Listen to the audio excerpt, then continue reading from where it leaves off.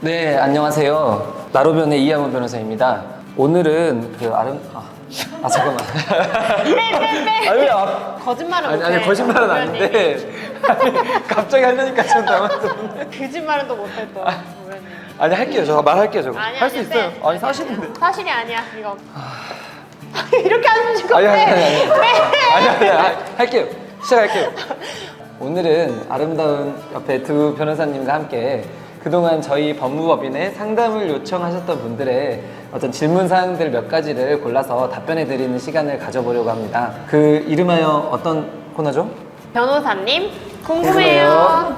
좀 단순 문의라고 생각을 해서 이제 문의하기도 창피하시고 인터넷에 검색해도 잘 안 나온다고 그렇게 하셨던 질문들, 그런 것들 위주로 좀 모아봤습니다. 속 시원하게 답변해 주시면 될 것 같아요.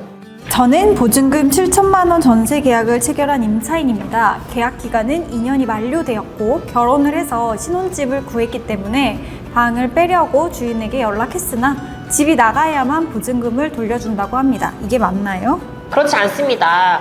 임대차 계약이 종료되면 임대인은 임차인에게 보증금을 반환할 의무가 생기고 임차인은 그 해당 부동산을 인도할 의무가 생기는 거죠. 그렇기 때문에 새로운 세입자를 구하지 않고 바로 보증금은 돌려받아야 맞는 거거든요.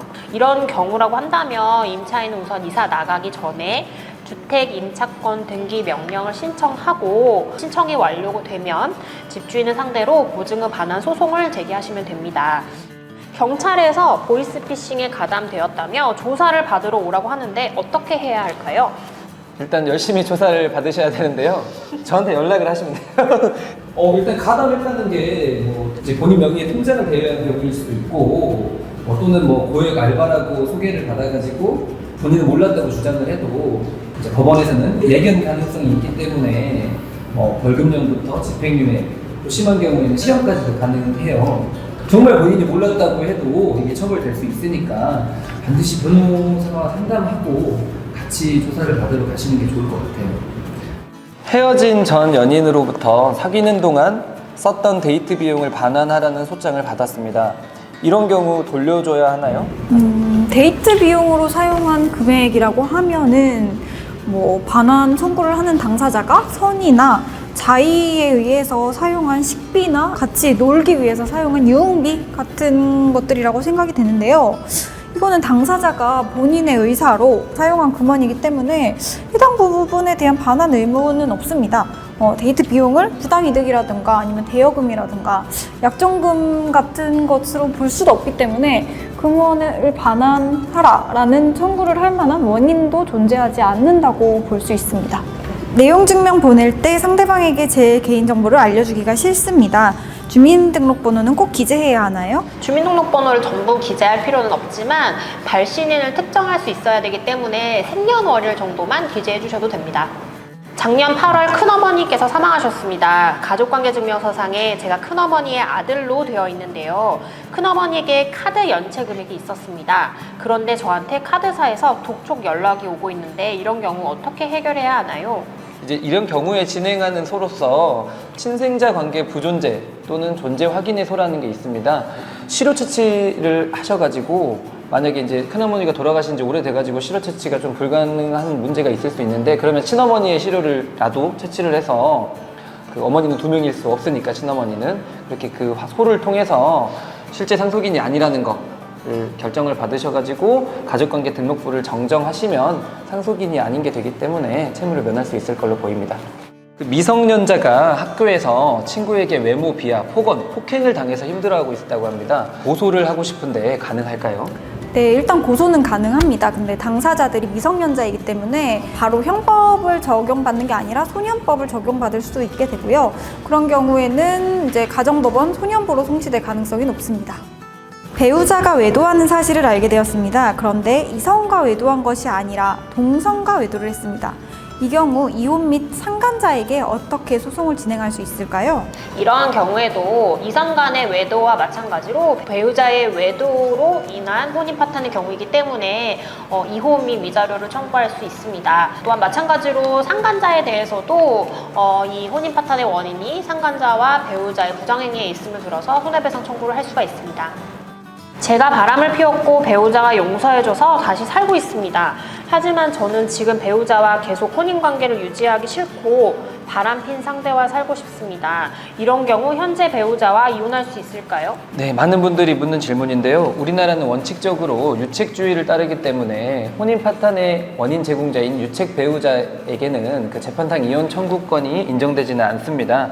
다만 예외적으로 그 상대방 배우자의 이혼 거부가 어떤 보복이나 오기의 감정에서 비롯된 경우에는 그 일방 상대방 배우자에게 혼인 생활을 강요하는 것이 가혹하다고 여겨질 경우에는 예외적으로 인정한 판례들이 있으니까요.